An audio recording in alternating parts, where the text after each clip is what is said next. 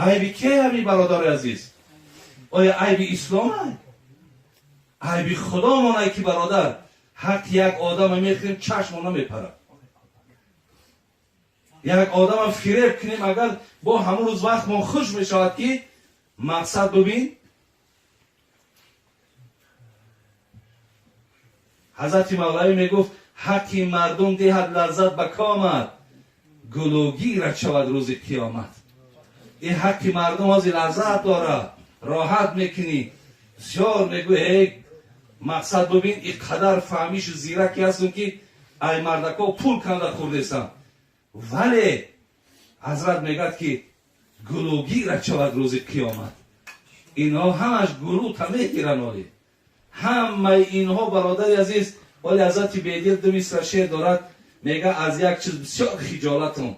گفتن ای چی تو خدا را شکر 5 وقت نماز روزی دراز شاگردات هست، مقصد پایبند عبادت، آدم حلال خور، ای چی تو در خجالتی؟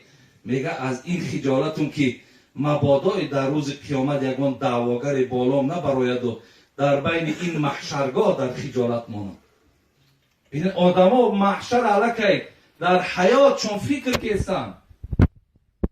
ما در اینجا طلا و تاراج میکنیم و پروای حتی نه مردن من داریم، نه خانه قبر من داریم، نه قیامت. دیکن برادر مسلمان، دنیای ما به همین تمام نمیشه. واقعی خداوند پیغمبرش گفت وللآخرة خیر لک من الاولی. ای محمد آخرت برای تو بهتر است از دنیا. ولی ما در پیش خانه قبر داریم، ما در پیش سوال و جواب داریم.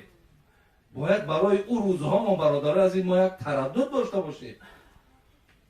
و من اعرض عن ذکری، سوره طه رو من گفتم، هر کسی که از ذکر من اعراض کند فإن له معیشة ضنکا.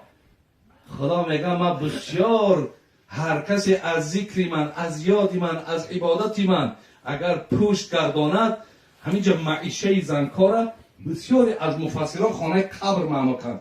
گفتن خانه قبرش را بسیار تنگ میگرداند، بسیار احوالش در خانه تنگ، قیامتش خانه گوش بسیار احوالش بد میکنه. و نحشره یوم القیامت اعما. بروز قیامت میگه وقتی ای قبرش که بلند میشود چشماش نمیبینه. تصور که دنیا در تو بینا بودی ولی از قیامت چشمات نابینا میخیزد. الله میگه که بعد این بنده را بین با چی میگه؟ قال ربی لما حشرتنی اعما و قد کنت بصیرا. میگه خداوندا ما در دنیا چشمهای بینا